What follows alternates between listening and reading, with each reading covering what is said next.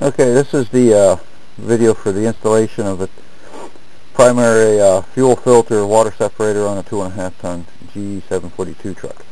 Now please note, you do not have to touch the alternator at all. I removed the alternator so it's a lot easier to see what we're doing here. We're going to be removing this line and the line down below that elbow. Those two bolts. That one and the one next to the ground cable. We're going to pull that out and put in the new setup. And the new setup looks like this. Again, everything is provided. The filter housing, the filter, the bolts, everything you need, the fittings to put this in so you have a spin-on filter. So once again, the alternator is taken off just so you can see what's being done. The alternator is fine where it's at, so you can install it. Alright, here we go.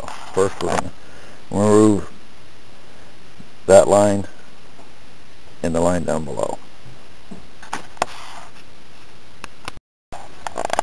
Okay, we now have the inlet fuel line disconnected and the outlet fuel line disconnected. Now, it's a 3/4 inch combination wrench, box and open end of course to do both these fittings. You may find, depending on what 3/4 inch wrench you have, you may find that you do not have enough room in here between the fan belts and the radiator to do this fitting. And as such, if you don't have a stubby, as we call it, you just have a regular length one, you may find that it's a lot quicker and easier if you loosen this and take the can off the filter. So then you'll have this range of motion with your wrench to do that fitting. It's completely up to you. I can take it off the way it is, but you know, you work with what you have. Alright, so the inlet and the outlet line are disconnected. Now we're going to remove these two bolts and remove this.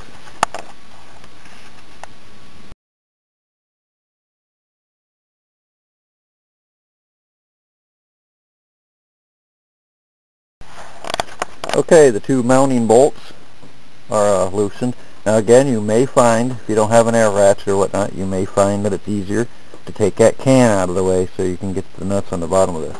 Now you do have, a lot of times, wire harness stays down underneath, they're mounted underneath these bolts. So what we're going to do is pull this right up on out.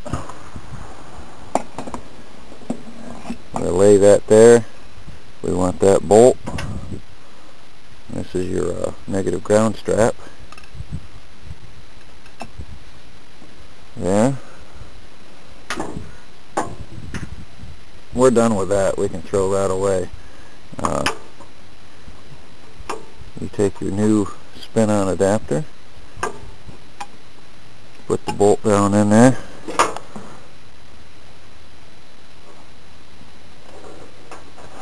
In this case, I forget to get the washer in place first, so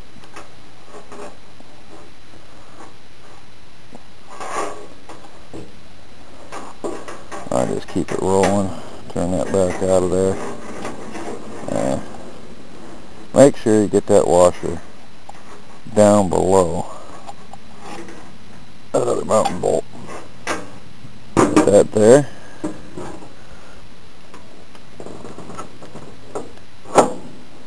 I can put that there. Grab the other bolt. Slip that in the hole.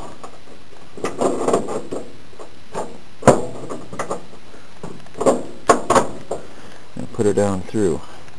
There it is. Now what we're going to do, put the nuts back on, tighten that all up,